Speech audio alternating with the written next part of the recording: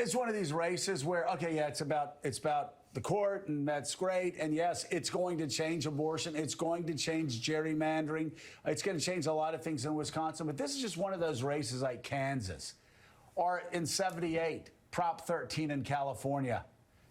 It actually shows you where the future is. And I wanted you to stick around. I know you've got appointments you got to get to. I'm so grateful that you stuck around for us because you're the guy that helped build the strategy that tore down that blue wall across the industrial Midwest. And now you look what's happened since Roe got overturned. Michigan, completely blue now. Pennsylvania turning blue at a rate that's shocking even the most intense Democratic activists.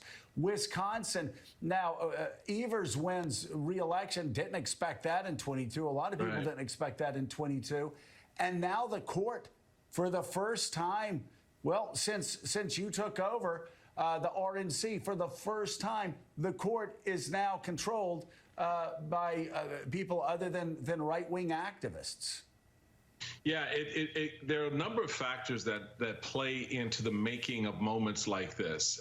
Yes, candidates are a big part of it, but it really is, in one sense, Joe, how your opponents give you issues.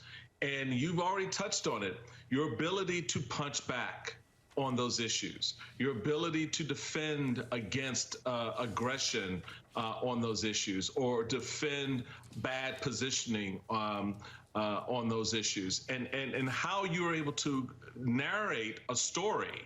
And what helped in this race was not just the extremism of Dan Kelly, but it was also the way the public received the information, and understanding that is critical.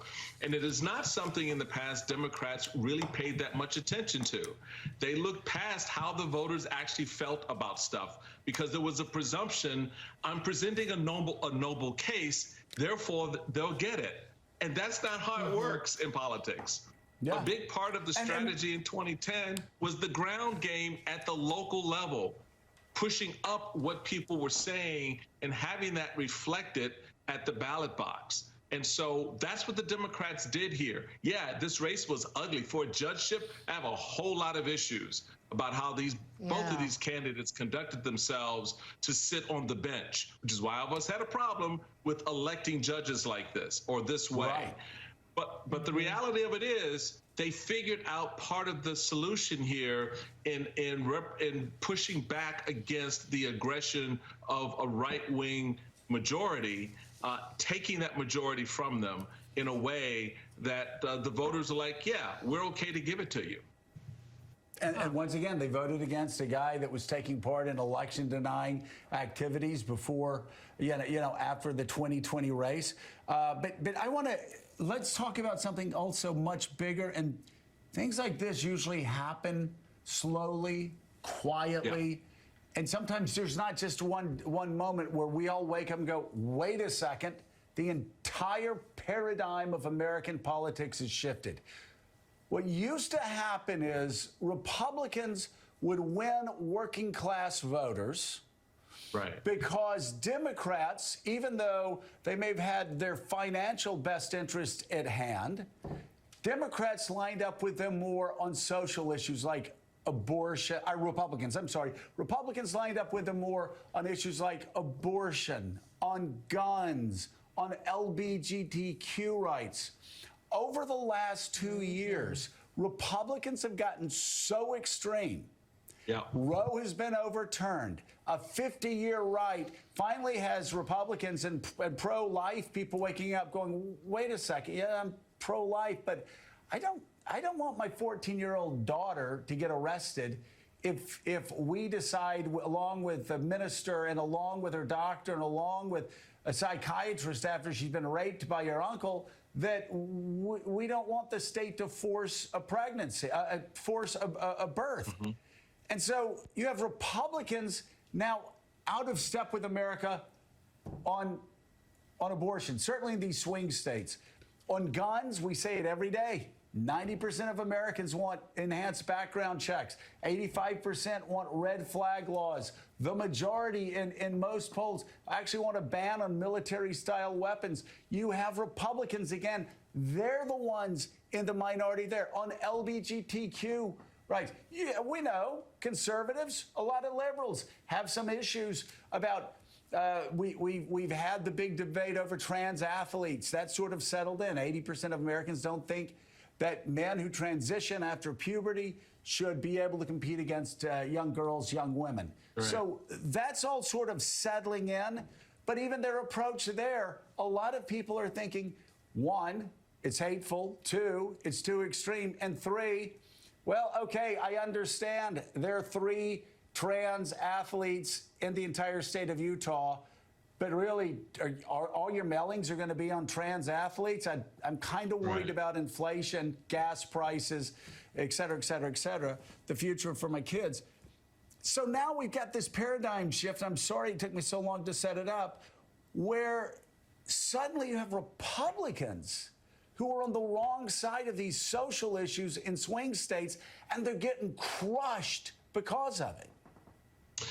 And I think the piece that's missed here, and when you have an extreme point of view about things, is you think everyone else should have that same point of view. So you're ready to force your extremism rhetorically.